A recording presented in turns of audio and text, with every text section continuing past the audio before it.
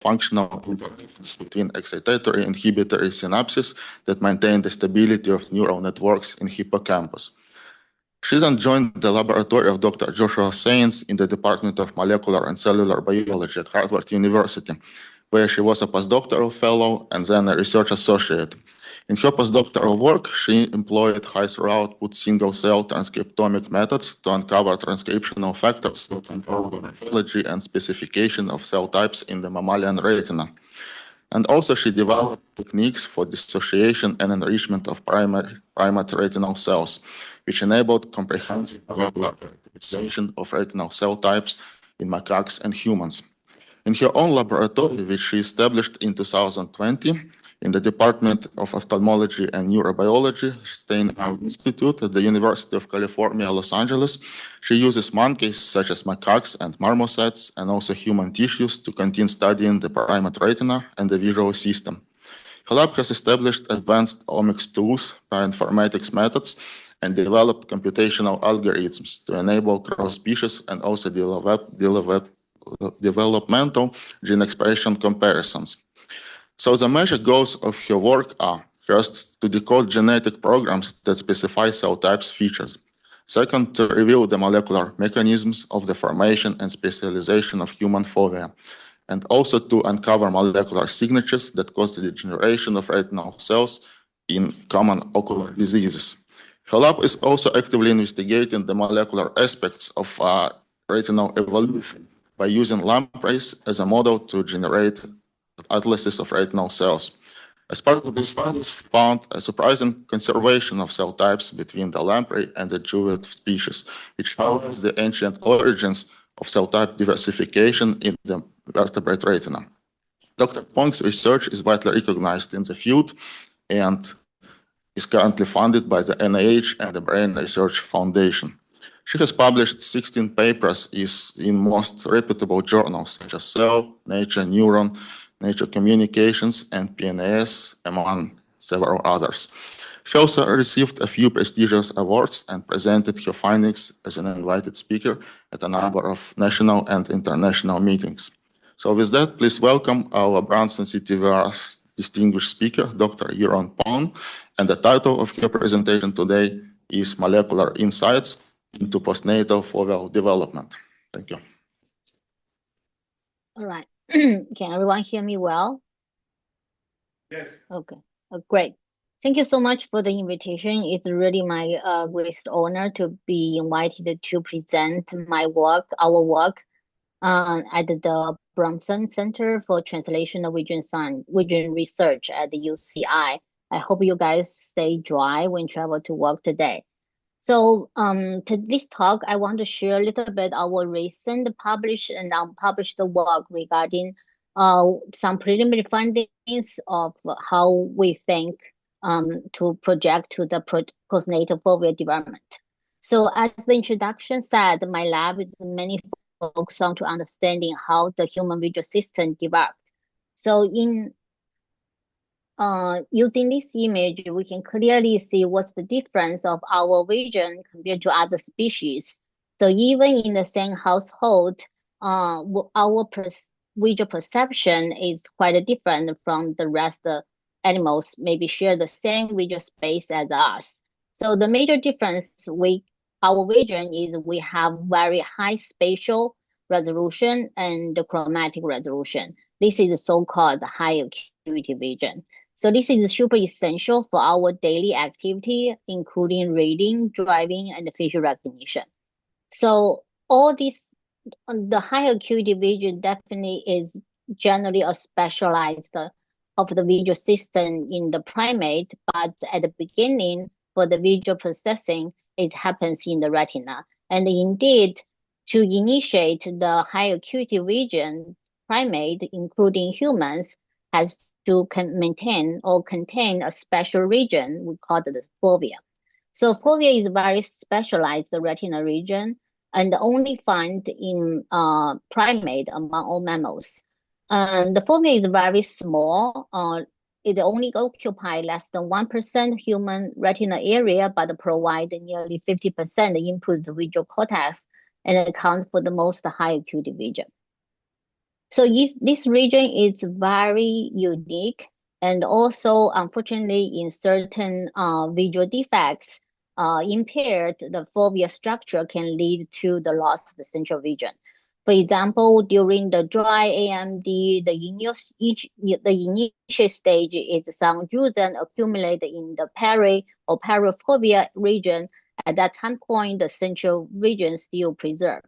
But in the advanced form, the dry AMD, when the drusen damage the fovea structure, the patient is going to lose their central vision, which is the most the traumatic form of the progression of the diseases.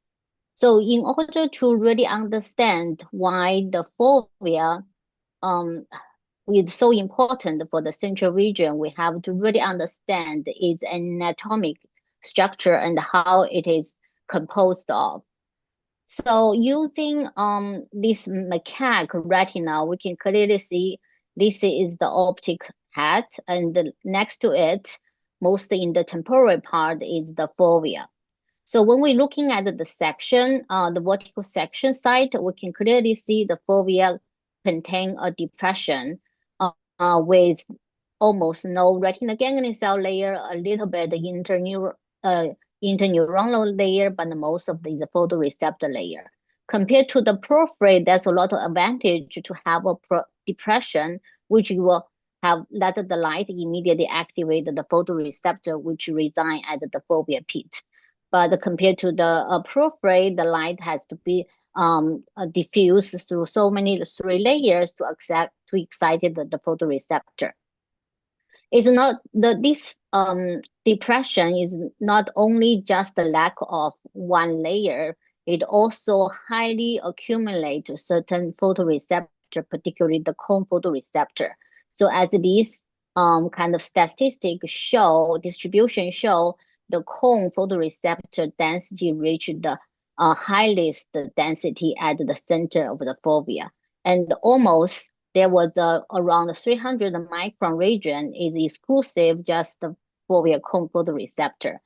And also in ballpark, the fovea area, the retinal ganglion cell density is also pretty high.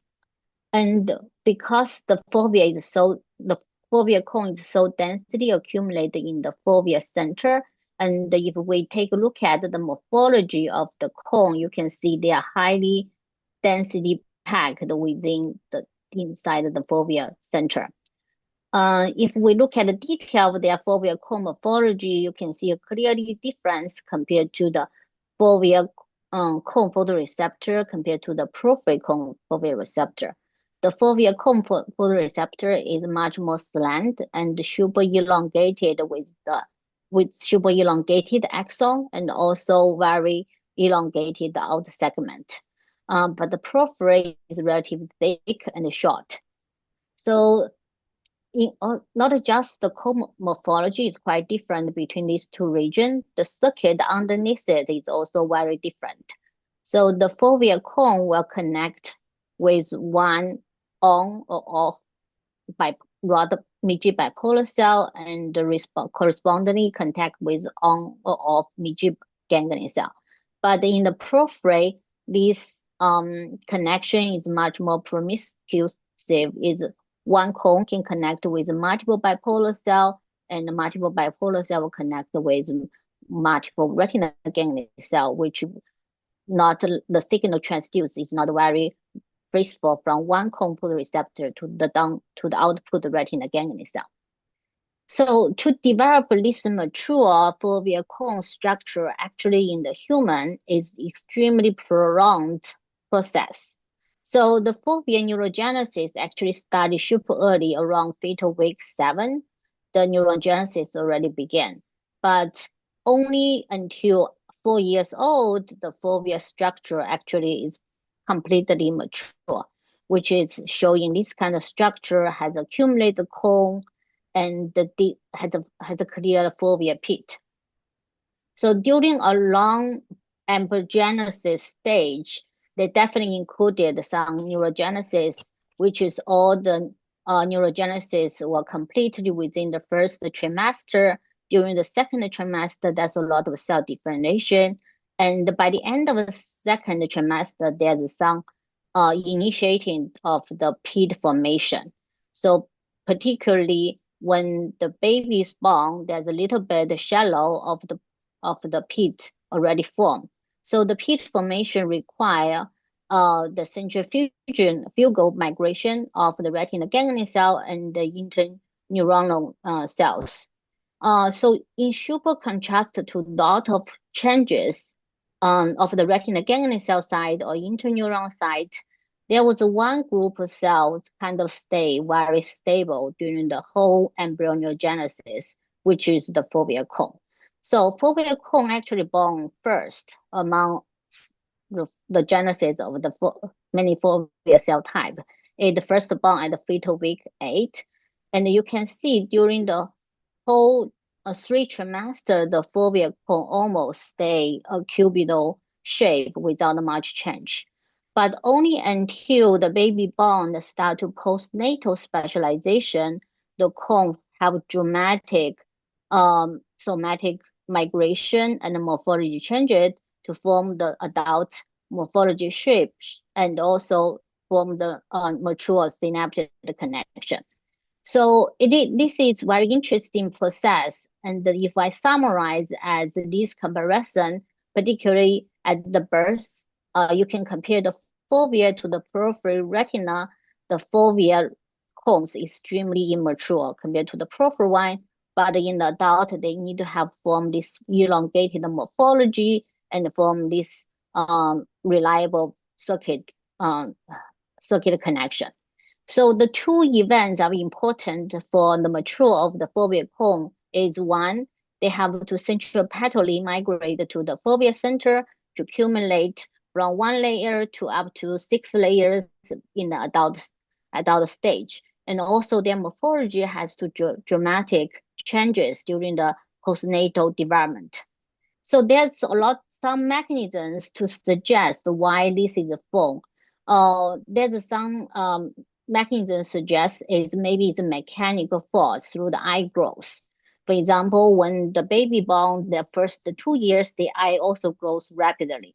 So this eye growth created the tension gradients and also the foveal pit without the vasculatures. So both of these mechanical force to cause the centrifugal migration of the retinal ganglion cell and the interneurons, but opposite side, the cone will form the centripetal migration. But this is a part of the theory, which is true in some cases, but also if we think about the patient with albinisms, they also have the regular eye size, which indicate the eye grows normally, but still their fovea developer is completely defect. So that suggested there could be have some intrinsic or molecular specialization to regulate the postnatal development of the foveal cone. So that's kind of like I'm very interested to really understand what is the molecular mechanism drive the postnatal foveal cone develop. So this work is really dated back when I was a postdoc with Josh Sands and Harvard and collaborate with the Catholic. We really want to have some fundamental understanding what make a fovea. So at that time, we used adult macaque, and basically we just use a single cell to sampling the cell type in the adult macaque and compare the cell type between the fovea and the periphery. So surprise to us at that time is we find almost the fovea and the periphery has equivalent cell type, which means they are built based on the shared part list. But strikingly for us is if we compare the matched cell type between the fovea and the periphery, fovea cell type has a lot of differential expression gene compared to the periphery one. So this is the kind of evidence suggested the fovea cell types show the distinct morphology molecular properties. So in my lab, I'm really trying to understand to what extent do this molecular specialization in the fovea cells influence the postnatal cone development. So as I said, the fovea developer is an extremely prolonged process. In the human, take about 4 years to form. And also among all the mammals, only primate has a fovea. So the first challenge is what kind of model organism I can has good can allow me to best understanding the postnatal development of the fovea. So of course, a human is most relevant, but the tissue is relative is very limited, and it's really hard to generate some mechanistic study later on. And the macaque is very good, it's very close to human, but it's very expensive. So when I'm looking at the evolutionary development, the fovea in the primate, is kind of interesting. Is it's not all the primate has fovea. Is only diurnal primate or diurnal anthropoid primate has the fovea. And if we're looking at the order, the animal evolutionary order of the primates, the lowest order of the primate, which is the New World monkey, including marmoset, the primate, lowest level of the primate have the fovea. And the interesting, when I read more, I find that marmoset may be a very appealing model to really study the postnatal fovea maturation is when the animal born, their fovea is like immature as the humans. They only have one layer of the fovea cone and barely have very mature morphology of the fovea cone. And through the postnatal development, the cone has to migrate the central petal to the center and also elongate their morphology. And the very interesting or very exciting for me is the postnatal development can happen to rapidly mature, not rapidly in marmoset. For example, when the marmoset born, the fovea center density, the cone density is only 20,000 cell per 20,000 K, but then quickly at the postnatal 33 days, it can reach to the 300 K density, which is the equivalent to the adult level. So that means the rapid postnatal fovea maturation in the marmoset who made the marmoset a very good model to study the postnatal fovea development. So maybe you may wonder because marmoset lifespan is shorter than human, that's why they have the rapid postnatal development. But if we really compare their lifespan, it's still the same. Marmoset on the maturation for the fovea cone is only takes 3.5% of their lifetime compared to the 8% of the human. So in generally, the marmoset can provide a very rapid model to study the postnatal fovea maturation. So the next question is, when I decided to use the marmoset, then the question we really want to understand is how similar are the fovea cell type in the marmoset compared to those in other high order primate, because they're still in the lower evolutionary phylogenetic tree. And also, what unique molecular property we can characterize using a marmoset to study the early postnatal developing of the fovea cones. And also, what are the spatial temporal changes in the gene expression in developing fovea cones using the marmoset? So that's the main talk of today. Is some part is coming from our published study and some our unpublished work.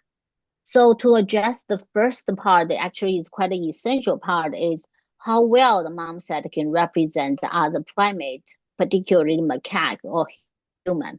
So Lin Zhang, who was a postdoc in my lab but now joined the UCSF, at that time during her time in my lab, she's really interested to address this question, is really using the single cell RNA-seq to understanding the cell type in the marmoset.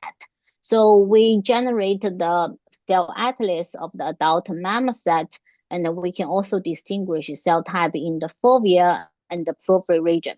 So as I said, in the macaque, fovea and the porphyry share the same similar cell type. So indeed, we conduct, first of all, to really understand whether the marmoset also have the similar cell type as the other primate. So we did a cross-species integration. We integrated the foveal cell type from the human, macaque, and the marmoset together. And in this UMAP presentation, you can see in every cluster is contained the cells from 3 species. And this is not random because we can divide them to cell classes and further divide them to cell type. So indicate that the cell type is quite conserved among these 3 primate species. And then conduct even further solo comparison is really compare their cell population, cell fraction, their danger graph distance based on the transcription similarity, and also to looking at the shared markers. So generally speaking, from this busy plot, we get the central idea is marmoset share almost the same cell as the 2 other macaque. The only cell type missing from the marmoset is so-called off-X bipolar cell. This may suggest there may be the processing of the color vision have slightly different in the marmoset, but generally most of the cell, if we can find in the marmoset, also exist in macaque and the human. So that's already confirmed what we used for the macaque maybe can translate to what we want to learn in the human. And also we want to really confirm whether the in the marmoset, the foveal cell type also share the similar kind of identity as the porphyry one. So what we do is use the transcriptal mapping to mapping the cell type between these 2 regions, and similar to the macaque or human cell type are actually very corresponding between these 2 regions. So with that, we can also compare the regional differences, because I said the regional differences is the major indication for the molecular kind of specialization of the foveal cell type. So when we conduct the differential gene analysis between the foveal cone and the porphyry cone in the marmoset, so we lined up all the DE genes we can find in the marmoset. And among all these top ranked DE genes, so either this side is highly expressed in the foveal cone, this side is highly expressed in the porphyry cone. This green highlighted gene indicate these differential genes are actually shared with human and the macaque. So for example, give you one kind of candidate is calbindin 1. We can clearly see the calbindin 1 is completely absent from the foveal cone, which indicates it's a porphyry cone gene. So with this comparison, we get not just like the cell type is conserved among the 3 primates, but the molecular specialization of the foveal cell type is also conserved among the 3 species. So just quick summary is what I just told is cell type is conserved, molecular feature is conserved, which also give us some confidence. Maybe we can really rely to use the marmoset to study the postnatal foveal development. So because we want to really understand the early stage of the foveal development, so we use the single cell also generate the atlas from the neonatal marmoset, which is P0 marmoset. So this is the foveal cell type on the left, and that's the adult foveal cell type on the right. So first we want to understand is whether there's any difference of the cell type between these 2 stages, whether there's immature the differentiate cell population in the neonatal stage. So we conduct the transcriptome analysis and know basically all the foveal cell type we find in adult is present in the neonatal stage. So which kind of indicated all the foveal cell type are fully differentiated at the birth. So any cell migrate to the foveal center is those already kind of fully differentiated cone, not a newborn cone cell type. So another interesting we want to highlight it here is we really want to understand whether the maturation kind of stage or maturation kind of trajectory is any difference between the porphyry or fovea. So what we did is we kind of integrate the cell type from the neonatal and the adult stage in fovea region and in the prophyl region. So basically every cluster is the neonatal and the adult cell together. Then we calculate developmental differences as a score to indicate whether there is some developmental pattern differences between these two regions.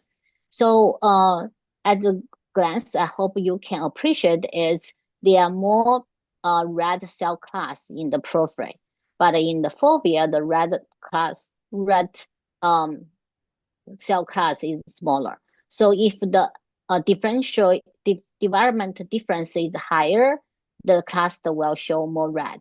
So indicate that they have more developmental changes. So what we compare these two patterns, we get the idea is in the prophyl, there's a lot of cell types undergoing dramatic developmental differences.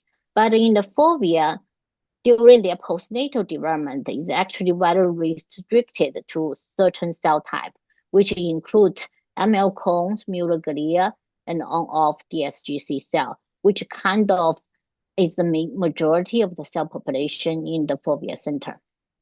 So that means during the postnatal stage, the prophyl region is kind of global development, but in the fovea region is more selective development and really kind of fit into the dramatic changes of the foveal cone at that time. So further, we also trying to understand whether the by the GO10 can give us more direct idea what exactly the foveal cone undergoing during the postnatal development. So we just use all the DE gene and unbiased to generate the GO analysis to see which pathway associated with neonatal foveal cones. So indeed, we can find the neonatal foveal cone has more biology GO associated pathways, and particularly there's a lot of pathways associated with the microtubule associated complex, microtubule structure, axon dendrite transport, and some photoreceptor maintenance. So looks like these GO terms suggested there's active cytoskeleton changes or developmental process undergoing specifically in the neonatal foveal cones. So we're particularly looking at one pathway. For example, this is the photoreceptor cell maintenance. If you're looking at these specific genes within this GO10, there are a lot of genes that are actually associated with retinitis pigmentosa, Leber congenital amaurosis, and macular dystrophy. So particularly, we think the RDH12 is quite interested because that's a genes play key roles involving the visual cycles, and also this gene is relevant to the early onset recessive retinal diseases and Leber congenital amaurosis. So suggested the early differential genes in neonatal actually is quite successful to some diseases genesis. And to really validate whether this kind of transient patterns is true in the neonatal stage, Martina Cavallini, a MD PhD student in my lab, conducted the fluorescence in situ hybridization to validate the expression pattern. So you can see she used the OPN1 MLW to label all the cones. This is in the center area. This is the prophyl area. You can see at the P0 stage. If we zoom up that, you can clearly see the RDH12 is highly expressed in the foveal cone.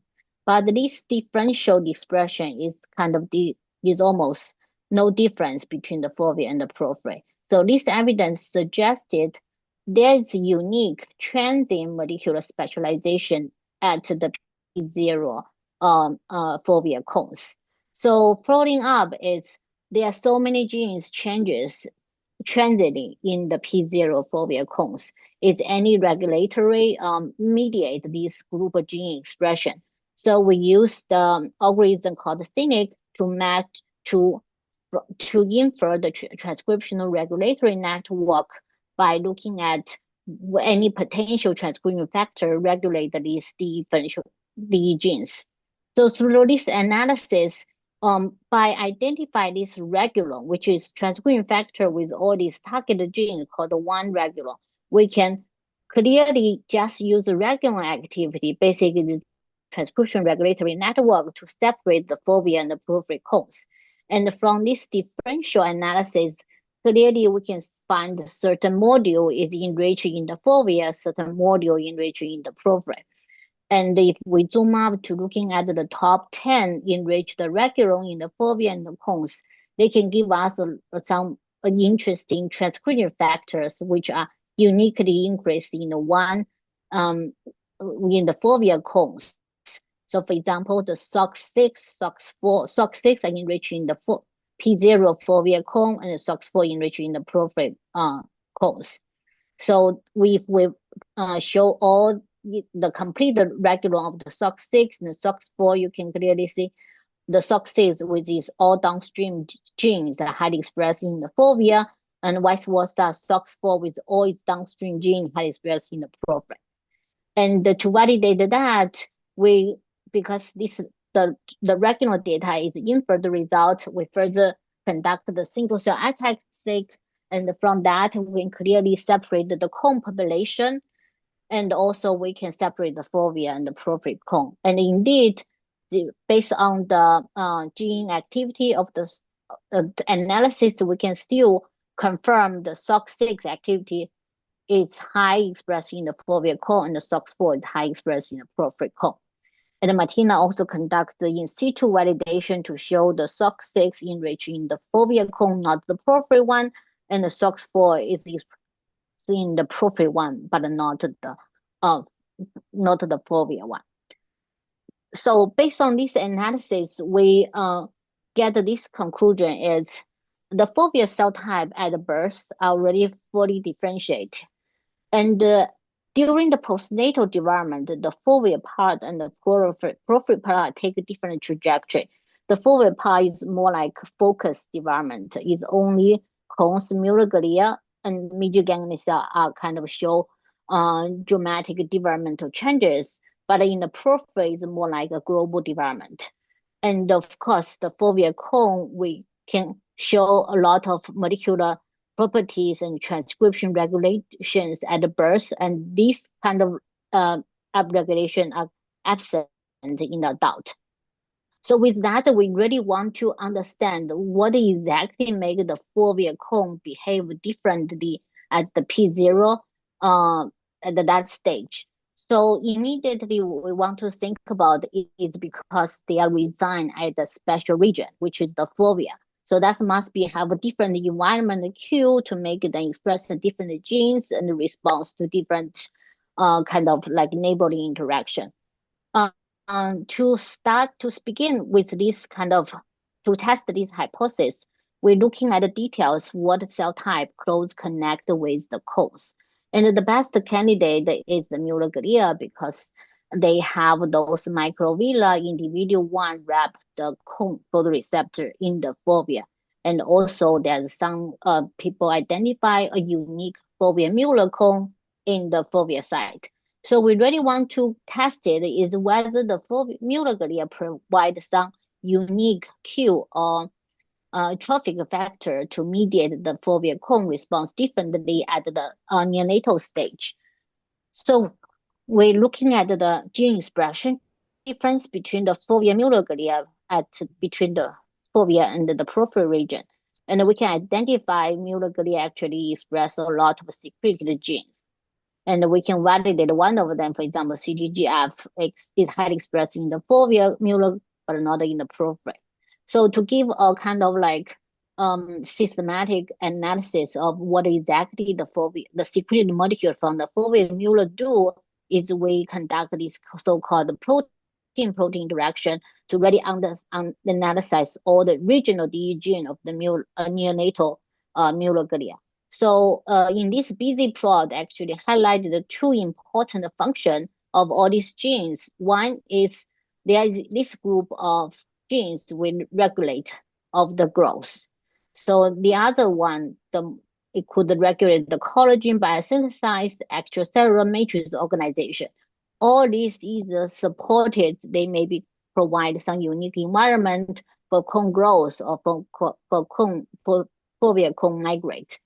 So to give some kind of direct kind of interaction evidence, we turn into the niche net, which is an algorithm trying uh to identify the sender to receiver cells kind of gene regulation relationship.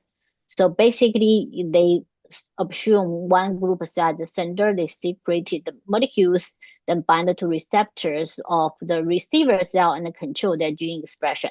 So I don't want to go to the detail of analysis, but what we find is by looking at all investigate all the differential gene highly expressed from the foveal Muller glias, all these trophic factor or secreted molecules, we can indeed find the binding receptor from the foveal cone. So which means the ligand receptor pair maybe exist between these two groups, two cell population. And then we can also predict if this is true, what downstream genes could be regulated. So through this downstream gene analysis, we can highlight it. A group of transcription factor, including FGF9, can have a strong effect to regulate multiple genes expression specialized in the foveal cone. And I want to draw your attention to a lot of KIF molecules, which are highly expressed in the foveal cone, could be regulated by this trophic factor. And these KIF genes is well known for their function involved in the microtube organization. So based on this, we kind of have a good idea. Is definitely there's some molecular unique features in the fovea at the neonatal stage. How we can see it more like vividly, basically, we do the single cell is always dissociated cell. We don't know where the gene it is on the tissue because the fovea is kind of the gene or cell expression usually is in the gradient. So mainly is a postdoc in my lab really interesting to decode the spatial molecular architecture of the developing fovea, and it should really turn into using the linear in situ spatial transcriptomics method. This method can allow us to design specific target and looking at the true single cell expression patterns. So what she did is test some 100 genes first to see whether this method work. So this is the gene result we recently get. So here it's just trying to show three important genes, GN82 in red, which is the cone marker, and the GN81 is the rod marker. So with this method, we can clearly define what exactly is the rod-free zone because ballpark here is completely dominated by cones, but not rods, and the size of it is around 300. So this totally match with what we expected to see the rod-free zone and match with the gene expression. And another one is the CYP26A1, which we know is the Muller glia marker specifically enriched in the foveal Muller. So which indicate that this method really work well to allow us to see the gene expression in a situ. And so we can compare directly to the P0 stage. So you can clearly see that's also validates what we know about the neonatal fovea structure is they have one single layer of the cone photoreceptor, and because the cone hasn't started the centripetal migration, so they spread in a very wide region, which make the rod-free zone even bigger, so which is around 1 millimeter size. So both of these can give us a very clear idea where the gene it is and which cell type it is, and ballpark what exactly their retinal eccentricity it is. So based on that, we developed an analysis is trying to really map the genes in their spatial position and in their temporal stage. So what we did is test two genes first is the CYP26A1 is the foveal mural gene, and SPARC is the peripheral mural gene. So based on align their gene expression across the retinal eccentricity, you can clearly appreciate the CYP26A1 is high in the fovea area, but SPARC is low in the fovea area. So with that, we can pile up all the genes we are interested to align them at the retinal eccentricity, and use retinal eccentricity, we can exactly compare the temporary changes at the same time. So that's what we exactly did, is we trying to really identify what exactly the spatial temporal changes in gene expression of the developing fovea cones. And we, through all these genes we tested, we can find a group of genes show unique enrich in the P0 fovea cones.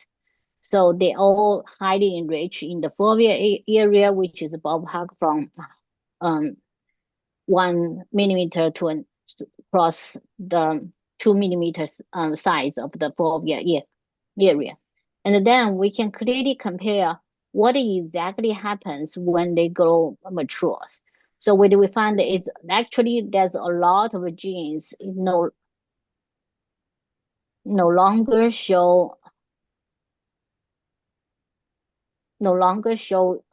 enriched expression at the adult stage, or quite refined to the fovea rod-free zone, or some change their enriched patterns.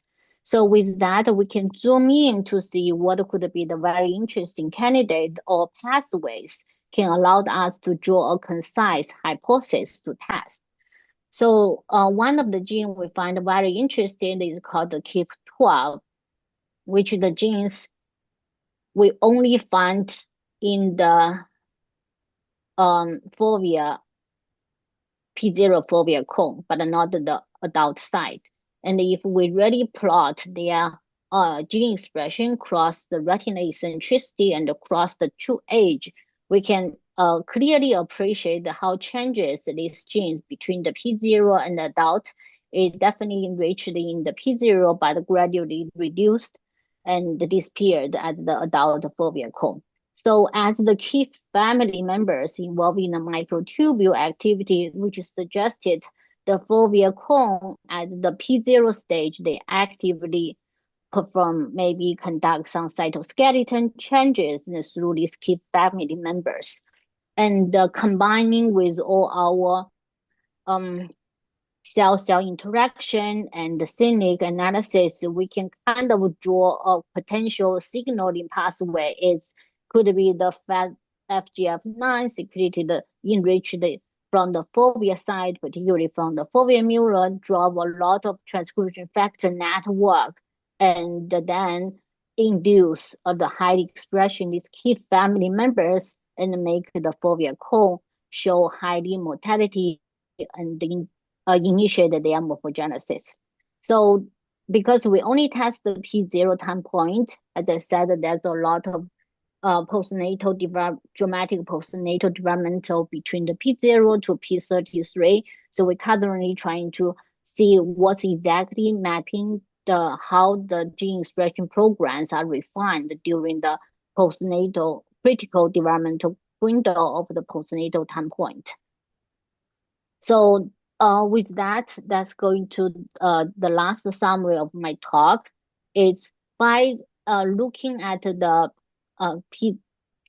postnatal development, the mom said we can find they could have some unique fovea environment promote distinct gene expression program in the fovea cone, and the spatial transcriptomics of developing fovea reveal the gene expression pattern across the retinal eccentricity. And the developing fovea cone may undergo the active spatial temporal refinement of the gene expression. So this is all our findings. With that, I would really like to thank my lab members with their dedication and creativity. We can have a lot of fun project going on in the lab. Particularly want to thank Lin Zhang, who now is at the UCSF, initiated the marmoset single cell project, and mainly currently in the spatial transcriptomic result, and Martina really help with a lot of validation.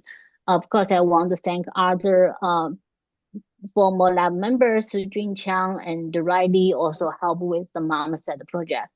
I want to help thank my collaborator, Alex Hawk and Fina Queening, who really helped me establish the mom set as a model to really study the postnatal development. I thank my previous collaborator and mentor, Josh Sands, Guoping Fan, and Chen Ge really help us to finish the sequence of the mom set retina. So with that, thank you for your attention. I would like to take any questions.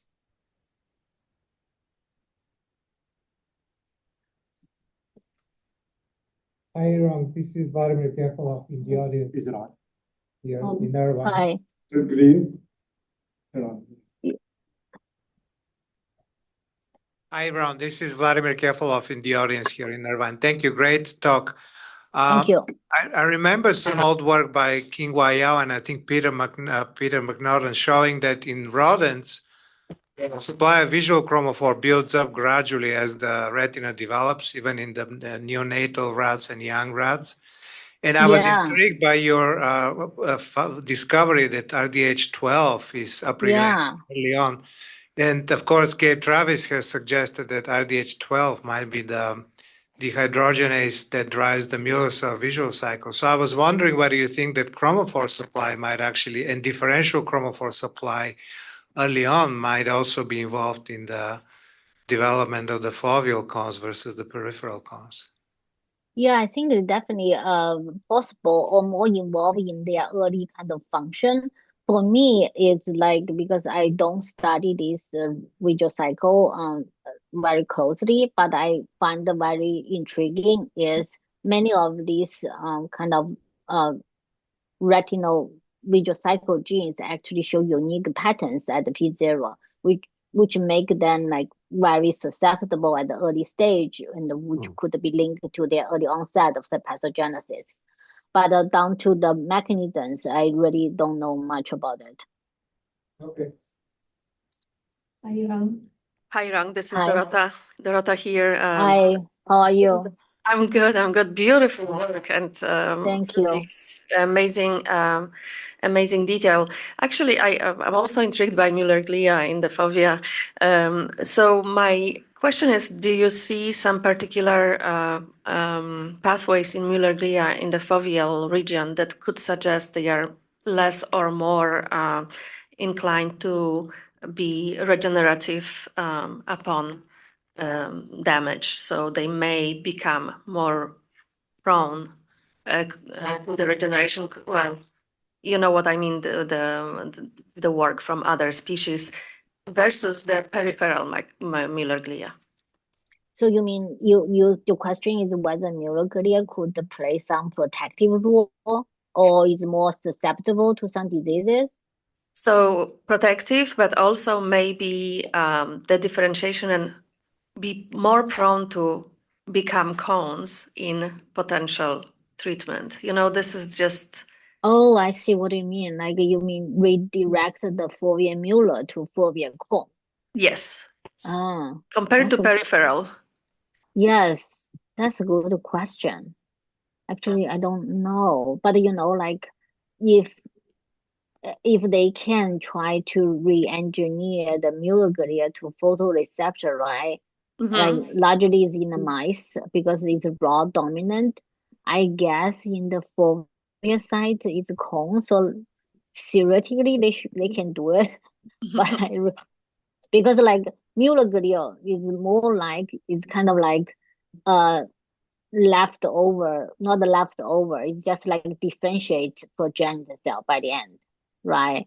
So I guess if you have a way to re-engineer it, and the Foveal Muller already show a lot of different features compared to the periphery. So if they can be reprogrammed, maybe their cell type they develop could be very different from the periphery side, which could likely is the cones, but no one tested. But I think that's a very good idea. Thank you. Hi, Yi-Rong. Thank you Hi. for the talk. I'm Cher in the audience here in Irvine. I was wondering if you can comment on the experience dependency in this postnatal maturation of the cones. And specifically, I'm asking about with respect to refractive error changes after the animal is born. And do you know what genes are involved? Yeah, so because like this is fovea formation is really a complex process. So definitely like as I said, like the eye growth or the X hi. So the eye growth or the axis changes will definitely affect the fovea formation. But it's always have some kind of like sometimes it has a dramatic difference, sometimes you don't. But I remember there was an experiment they using the mom said they do a dark rearing. They can see some kind of eye growth defects or changes, but they still can see the fovea development. So at kind of this evidence may suggest that they definitely should have some intrinsic mechanism to drive the fovea formation. But of course, the eye growth also play a very essential role for the postnatal fovea development. Is that answer your question? Yes, thank you. Thank you. Hi, thank you for your wonderful talk. I have a question. Since you identified a lot of markers that are unique to fovea formation, have you tried or considered generate any knockout models in animals to see what happened to those fovea? Or in other case, have you tried to induce fovea formation in the place where it does not usually form? Yeah, I think like it's really hard to do, and it's always like kind of the fovea biologist, the dream is like created a fovea in a non-foveated animals, for example, the mouse, right? So the differences is a lot of genes, for example, we can find for example CYP26A1, they are super enriched in the foveal. But if you're looking at the mouse, their pattern is quite different. So but it's some different. So that means how these genes be regulate between the foveate species or non-foveate species is quite different. So if you enrich that kind of gene expression in the non-foveated animals, we don't know what exactly the genes will do. But on the positive side, you can think about like there's a lot of similarity or kind of conservation of the fovea features actually shared between the species do have a fovea, even cross the mammal and other vertebrates. For example, the CYP26A1 is a good example. Is they express in the foveal glia, but because it regulates some low degradation of the retinoic acid. So the low level retinoic acid be proved in the chicken high acuity region is very essential to keep the cone fate. So that feature is very conserved. So that's really kind of come to the model is the challenge is, do we know whether we can only generate the fovea in the potential foveate species, or it still can possibly to make it happen in the non-foveate animals. So I'm quite close to follow up the study from Susanna, who is the first person discovered the low retinoic acid levels to mediate the cone photoreceptor cell fate.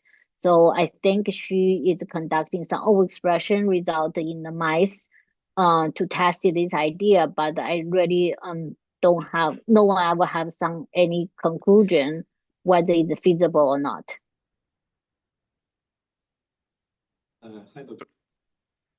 Hi, Dr. Peng. Hi. I'm Alexander from Dr. Palczewski lab. I have a question about the RDH12 as well, and this pattern of expression across the fovea and periphery. So you showed this pattern of expression, and you also showed the differences in the morphology between the foveal and peripheral cones. And I was just wondering, does this mean, does the data actually show that exactly the cones that have this elongated morphology and only those cones have decreased level of RDH12? So are those two features kind of overlapping, or these are two independent trends within the fovea and you know and periphery? I don't know if you... So actually the pattern is that it's like at the P0, the fovea cone has high level of RD12. So which means like they highly relate on or depends on RD12 for conduct some kind of visual cycle if they do have function. But in the adult stage, the difference disappeared. So basically the fovea cone and the peripheral cone has equivalent level of RDH12. So because I don't know much about how RD12 do for the retinal recycling process, but my guess is at the early stage, it make them quite rely on certain special kind of vision cycle genes, and if that genes is kind of have any mutation, they were going to have some defects in their kind of like visual processing.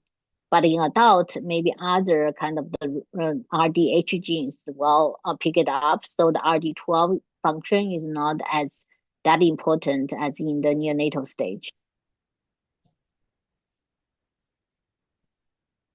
Dr. Peng, thank you so much. This is Andrew Brown from UC Irvine. One of the common clinical problems that we encounter is the full thickness macular hole. And one of the more recent hypotheses about recovery after surgery to repair a full thickness macular hole is kind of claiming a foveation type phenotype, where you see photoreceptors migrating into the fovea again and a thickening of the outer nuclear layer. I'm wondering, and this is kind of more of a yeah, that's what interesting to think about in terms of a model of a disease, but yeah, specifically reversion to a foveal, to a postnatal phenotype in an adult animal. So your question is whether like what I find maybe can lead to how to guide these cones migrate back to the fovea hole. Yes, I should apologize because it's not really a question. It's more of a if you do have a model for full thickness macular hole in the marmoset, then you could answer this question of, is there a reversion to a postnatal phenotype in an adult animal who has this kind of injury? Yes, so it's really kind of like even the marmoset is kind of very rapid growth and relatively affordable, but really generate like very good kind of diseases models still take a long time. So currently my lab still doing is trying to like kind of dissociate this fovea cone and test it like whether if I manipulate this kind of transcription factor or some trophic factor or add some trophic factor, how can modify or change their kind of mortality or maybe their morphology changes. So at this stage, we're still trying to take some in vitro kind of in vitro model first to see generally is any of these genes identified could have a function. But in the long term, will definitely be very valuable if can use the marmoset really to test genetically if we can manipulate some genes on pharmacology treatment, some pathway, we can visualize their kind of postnatal cone kind of develop process, maybe they get kind of impaired or maybe have some kind of rescue function if we made a disease model. But still, at this stage, we still haven't have very good in vivo marmoset model built up yet. It's Ray from UCI. Beautiful talk as always. Beautiful data. So a couple questions. Question. One is regarding the RGC cells. Right, there's a RGC density is higher in the parafoveal area. So is that also due to migration, or is just because there's more RGC produced in that area? at first place? Yes, because like I think Dorita has a study in the pigeon, right? You did right. Like the Atto 7, I think it's in the pigeon. They study why the fovea generate more retina ganglion cell. It's like they have a prolonged kind of neurogenesis in the fovea to let them might generate a lot of retina ganglion cell. So you can see like in the fetal week 22, there's a kind of protrude retina ganglion cell in the fovea. And then gradually with the fovea pid formation, this retina ganglion cell migrate out. So that make the parafovea has kind of very enriched or high density of retina ganglion cell. So that's a combination both of the prolonged neurogenesis of retina ganglion cell in the fovea area during the embryonic early like second trimester stage, but also through this prolonged kind of centrifugal migration to make the parafovea region has high level of the retina ganglion cell. Thank you. So the second question is about, the data you show is, beautiful expression pattern, spatial, temporal. Of course, we know like the gene expression do not always translate to function. So given the difference between, say, primate versus, chicken and other mouse, how do you get about to validate those, is it easy to manipulate marmoset, or you need to find some other alternative, model system to validate the function of those? Yeah, I think like we had this discussion last week when you visited here. I think it's always a challenge, but I think like your work and my work trying to do is really trying to provide first a kind of comprehensive picture of what exactly the molecular change it is, right? And through this kind of analysis, we can maybe nominate a certain pathway. So my current strategy still is like how I can test it in vitro first. Like I can just dissociate the cone and see what if I change something, is there kind of growth defects or migration defects. Then if I can kind of ballpark, get some basic cellular understanding of this, what exactly the signal pathway do, maybe will make more convincing to really manipulate in a kind of real in vivo marmoset. So this is a really kind of long-term goal to do. But as an alternative models, I think study the postnatal developed fovea is even challenge because it cannot be modeled by the organoids because the organoids is always immature. So it's extremely hard. And in other alternative non-primate species, I even don't know whether they have these kind of features because even lizards, they don't have the elongated fovea cone at all. They even don't have an aggregate fovea cone density. So that's make these questions even harder to model in some non-mammalian foveate species. So I think for me, my strategy is really trying to understand what exactly the molecular changes and how I can narrow down certain pathways, maybe, and do some maybe in vitro studies first, then gradually can build up the confidence to try it out in the marmoset. But of course, your work study like the genetics of all these diseases really provide a very valuable source to maybe really help to identify maybe some genes could be very important as well. So yeah, I don't have a good answer, and I think that's why we are both studying. All right, we have two questions from the Zoom. David, would you like to start? Sure. Thank you for a fantastic talk. Thank you. Super interesting. I'm at Children's Hospital down the street from UCLA. So my question is that the changes in cell density and maturation of the different signaling pathways is different in the fovea from the peripheral retina, but so is the timing of outer segment genesis and ciliogenesis. And you mentioned a lot of genes involved in microtubule generation, but of course they could be involved in different microtubules for cytoskeletal or for outer segment generation. So the question is, have clues from the gene expression data implying at least a subset of these processes really reflect outer segment generation and the timing and so on? I think like I really don't know what exactly like it is. So for example, all these signaling pathway identified is I can just ballpark suggest some of these changes.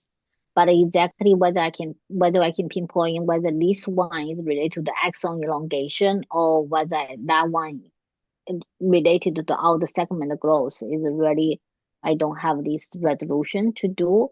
But what we want to really figure out is really do a very close time course understanding of the postnatal development of foveal cone, because we really want to not just map the gene expression in situ, but we also want to carefully map their morphology changes, because we need to have this both together. I believe the foveal out segment growth and the cones, they happen simultaneously, but maybe happens in different order or slightly different time point. So what we currently trying to do is really trying to carefully do the lineage by also map with the cone morphology, can also make us to make more close correlation gene expression with exactly events of the morphogenesis.